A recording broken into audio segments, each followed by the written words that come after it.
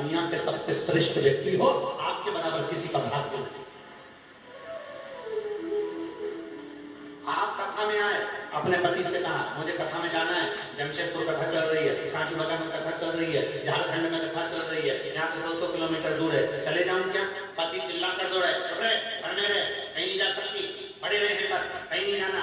समझ लेना कि कोई पूर्व समय के हमारे पाप कर्म होंगे तो भगवान करने के। तुम्हारे पति से तुमने कहा, परिवार वालों से कहा, और उन्होंने खुश होकर कहा चली जा, कोई दिक्कत नहीं। किसके साथ जाएगी? कौन जा रहा है? मेरी सहेली जा रही है, परिवार वाले जा रहे हैं, मैं चले जाऊँ क्या? हाँ चले जा। बाबा के धाम तो जा रही है, कथा सुनने तो जा रही है, बाबा वैद्यनाथ का दर्शन तो करने जा रही है, कोई बात नहीं, हम नहीं जा सकते।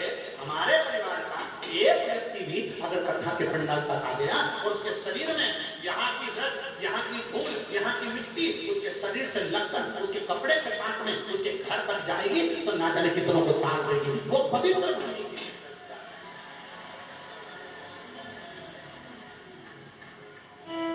हम नहीं कर सकते, कोई गया तो है ना।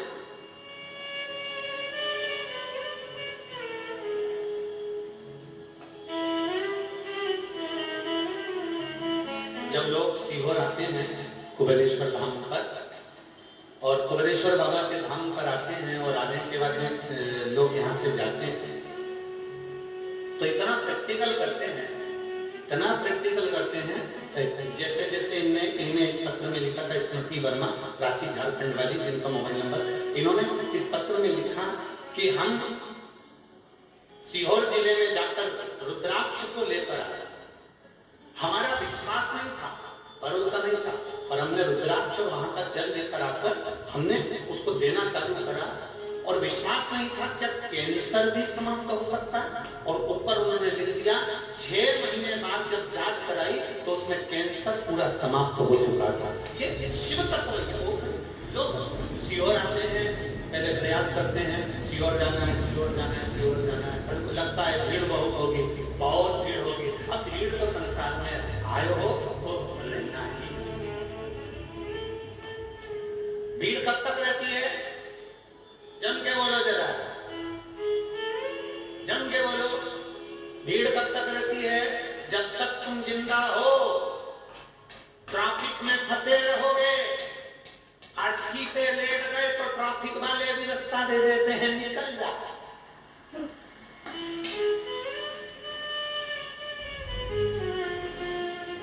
तुम गाड़ी से चल रहे हो, 4-5 गाड़ियां घोड़ घोड़ करके जा रही हो, पीछे से राम नाम सत्य है, राम नाम सत्य है, जो आवाज आई गाड़ी वालों ने तुरंत रास्ता दे दिया, और तुम जिंदा की और घुड़ घुड़ करके आ रहे हो, कोई रास्ता देगा तुमको? अरे जम के तो बोलो जरा, नहीं। जिंदा हो तब तक ट्रैफिक में फंसे रहोगे, चाहे घर का ट्रैफिक हो, परिवार का ट्रैफिक हो, संसार का ट्रैफिक हो, इसमें फंसे रहना है। और अपनी गाड़ी में हारन लगाना, श्री शिवाय नमस्तुभ्यं का, और धीरे धीरे धीरे धीरे करके निकल जाना। मरने के बाद कोई ट्रैफिक में नहीं फंसता, डायरेक्ट रास्ता दिया जाता है, जा राम सत्य है, जा, कोई नहीं रोकता। बड़ी बड़ी गाड़ियां भी साइड हो जाती हैं, कितनी भी भीड़ लगी हो वो भी एकांत में हो जाती है। मर गया रे, अच्छी जा रही है, जान दो, और मुर्दे को लोग बाहर कर देते हैं। तो घबराना नहीं कि भीड़ है, हम क्या करेंगे। हमारा तो निवेदन है 7 मार्च से 13 मार्च तक सीहोर कुबेरेश्वर धाम पर रुद्राक्ष महोत्सव होने जा रहा है। रुद्राक्ष वितरण नहीं होगा, पर बाबा की भूमि पर कंकर शंकर की धरा पर 12 ज्योतिर्लिंग के बीच में बैठकर शिव महापुराण की कथा 7 दिन सुनो, और बाबा के उस आनंद को पाकर अपने जीवन को सार्थक बनाओ। जिंदा हो तब तक ट्रैफिक में फंसोगे, मरने के बाद कोई ट्रैफिक में नहीं फंसता। जिंदा हो तो ट्रैफिक में फंसे हो, घर के, परिवार के, बेटा के, बेटी के, नाते के, रिश्ते के, मायरा करना, शादी करना, ब्याह करना, ये करना, वो करना, सब्जी लाना, भाजी लाना, दूध लाना, ये लाना, वो लाना, और जब जैसे ही निपट गए तो तुमको कौन जगा के खाएगा? दूध की थैली लिया, दूध की थैली।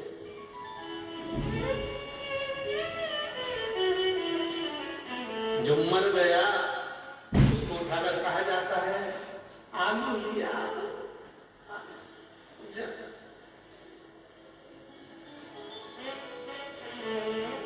मरे हुए व्यक्ति को उठाकर कहा जाता है लिट्टी चोखा खाओगे।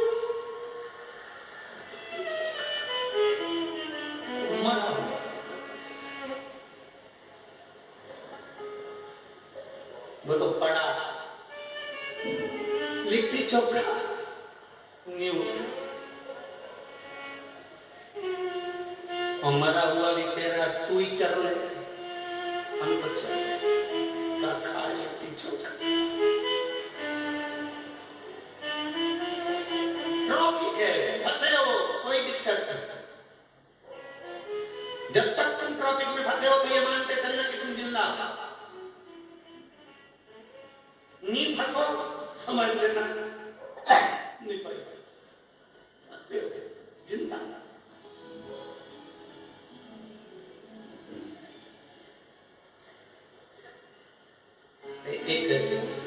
एक लड़की थी, वो भगवान से रोज प्रार्थना करती थी, भगवान बाबा, ओ बाबा, बाबा मेरी जहाँ शादी होना मेरी सास जरूर मिले।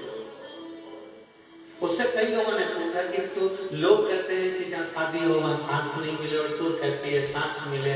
तो लड़की कहती थी नहीं मिलेगी तो मैं लड़ूंगी किससे। सब लड़कियां लड़ती हैं, मुझे लड़ने वाली सास नहीं मिलेगी तो मैं कितनी दुखी हो जाऊं।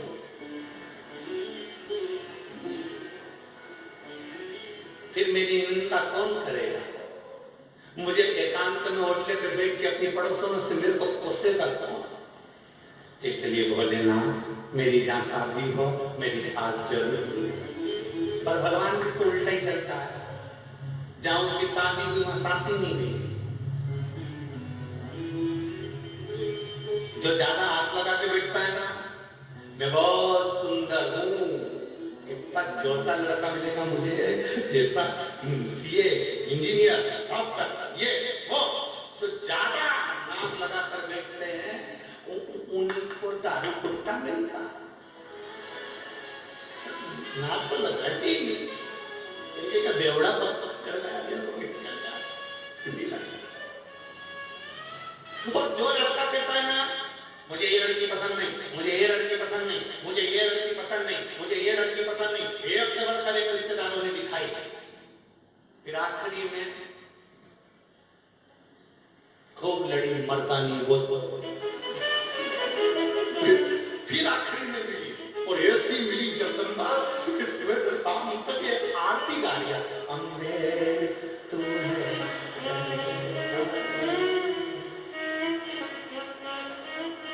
जय हो झारखंड हम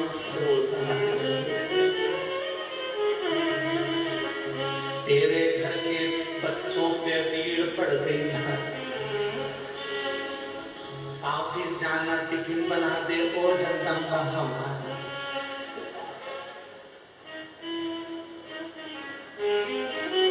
रोज आलू खिलाने वाली,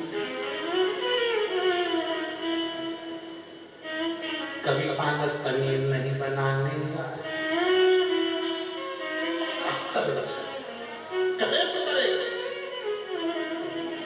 ज्यादा नाक नहीं लगाना। जो कहते हैं मेरा बेटा मेरा बेटा मेरा बेटा मेरा बेटा, एक दिन वही धोखा खा जाते हैं। जो कहते हैं मेरी बेटी मेरी बेटी मेरी बेटी, एक दिन धोखा खा जाते हैं। जो कहते हैं मेरे को ऐसी लड़की से शादी करना है, ऐसे लड़के से शादी करना, वो धोखा खा जाते हैं। इसलिए जाए दीदी राखे राम, ताई दीदी रहिए सीताराम सीताराम सीताराम, जैसा बाबा लगे वैसा। लड़की ने माना कि मेरी बस शादी हो तो हमें सांस मिले, सांस नहीं मिली, सांस नहीं मिली तो खूब रोई, मेरी सांस नहीं है, सांस नहीं है, सांस नहीं है, खूब रोई। अब करे तो करे क्या उसमें। आखिरी में घर में एक लोहे की तगाड़ी थी, कुर्सी थी, टेबल थी, लोहे का फावड़ा था, लोहे का सामान था, वो सारा लोहे का सामान ले गई और लोहार की दुकान पर जाकर देकर बोली, बाबा ओ बाबा ये लोहे का सामान रखकर मुझे सास बना के दे दो। लोहे वाले ने पूछा लोहे की सास? हाँ, पुतला बना के दे दो, बाकी के तो मैं सब कर लूंगी। उसने लोहे का पुतला बना के दे दिया। इसने कुर्सी पे रख दी, साड़ी पहना दी, वो लोहे के पुतले पे सिर पर कल्लू वल्लू डाल के बिंदी बिंदी लगा के बिठा दिया, ये मेरी सास है। 4-5 दिन बाद पति आया, पति ने आकर कहा क्यों यहाँ लोहे की तगाड़ी रखी थी कहाँ है, कुर्सी रखी थी कहाँ है, फावड़ा रखा था कहाँ है। पत्नी बोली वो तो मैंने सब जलवा के लोहे की सांस बनवा दी। पति को आया गुस्सा, मूर्ख, पागल, बेवकूफ, कितनी पागल है, निकल जा मेरे घर से।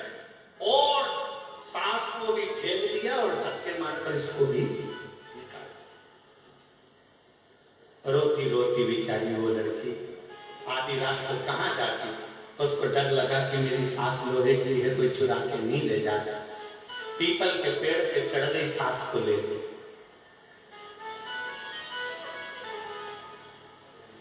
पीपल के पेड़ पे रात को सास को लेके चढ़ गई। आधी रात को 2 बजे चोर आया, नीचे बैठे पीपल के पेड़ के नीचे सब अपना अपना हिस्सा कर रहे थे। इसको आ गई नींद, सांस टपक के, जो सांस नीचे गिरी सोने के सामान पर चोर समझे पुलिस वाले आए, सब के सब भाग।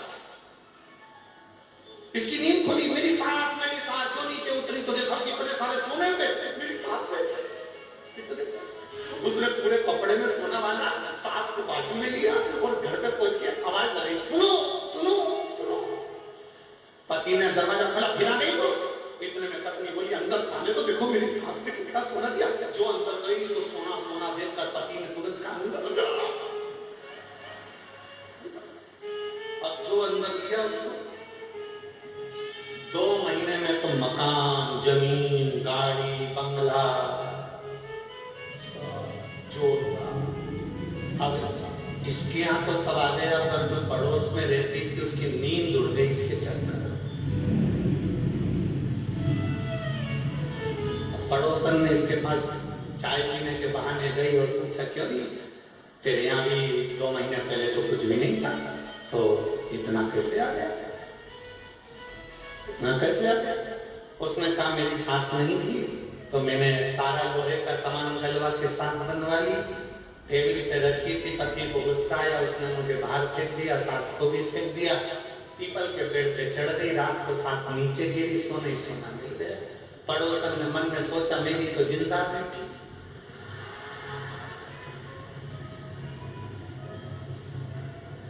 अब जो मेरी जिंदा बैठी हो तो कभी अंगूठी ना दी, इसकी तो मर गई तो दे रही।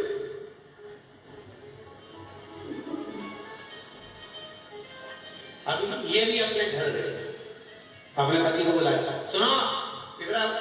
पति बेचारा सीधा साधा, क्या है, सुनो मैं घर का लोहे का सामान गलवा के साथ बनवाऊंगी, उसको कुर्सी पर रखूंगी, उससे पूछ के काम करूंगी। तो पति ने कहा, मेरी अम्मा जिंदा तो है, काय को बनवा रही तू लोहे के साथ? मैंने बोल दिया ना। और सुनो 2-4 दिन के बाद तो मुझे धक्के मारकर रात को बाहर निकाल देना, सास को भी बाहर फेंक देना। इतने में पति बोला, मैं और अपनी अम्मा को? अरे अम्मा को मत फेंकना, तुम धर लेना, लोहे की फेंक देना। और फिर रात को मैं पीपल के पेड़ पे चढ़ जाऊंगी, सास नीचे गिरेगी, सोने सोना मिलेगा। अच्छा ठीक है, कर ले। सारा सामान गलवा के सास बनवाई, इसने फेंक दी थी, बाहर भी फेंक दी, चढ़ भी गई। रात को चोर भी आ गए, वो बैठ के बांटने भी लगे, इसने सास को नीचे फेंक भी दिया। चोरों ने विचार करा, पिछले महीने 2 महीने पहले भी अपने साथ ये हुआ था, अब की बार भी कोई हुआ है। ऊपर जो बैठी है ना वो समझदार है, वो उतारा उसको नीचे, और चोरों ने उसको नीचे उतारा, पेड़ से बांधा, खूब दोचा। और दोचा जो कान में पहनी थी, नाक में पहनी थी, गले में पहनी थी, वो भी लेकर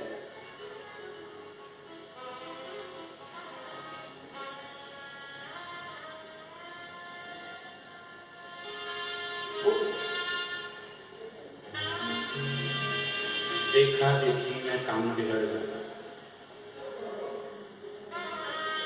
जरूरी नहीं कि किसी को भगवान ने इस बहाने से दिया तो तुमको उस बहाने से दे, जरूरी नहीं। हमने पहले भी कथा में कहा है, कक्षा 8वीं का पेपर बच्चे के पीछे बैठे हैं, लिखने को आ गया कि दिल्ली की सबसे बड़ी मीनार का नाम लिखो। आगे वाले ने लिख दिया दिल्ली में कुतुब मीनार है, पीछे वाले ने आगे वाले का देखकर लिख दिया दिल्ली में कुतिया मीनार है। याद उसको भी होगा कि कुतुब मीनार है, पर देखने के चक्कर में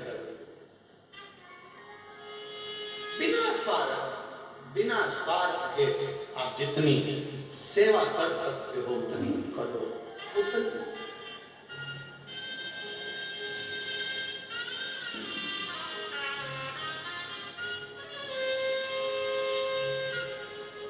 जितनी सेवा कर,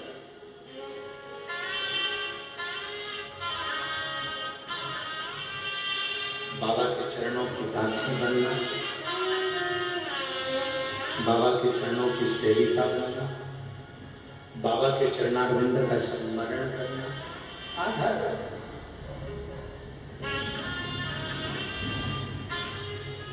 एक मेरे मन में ऐसी आवे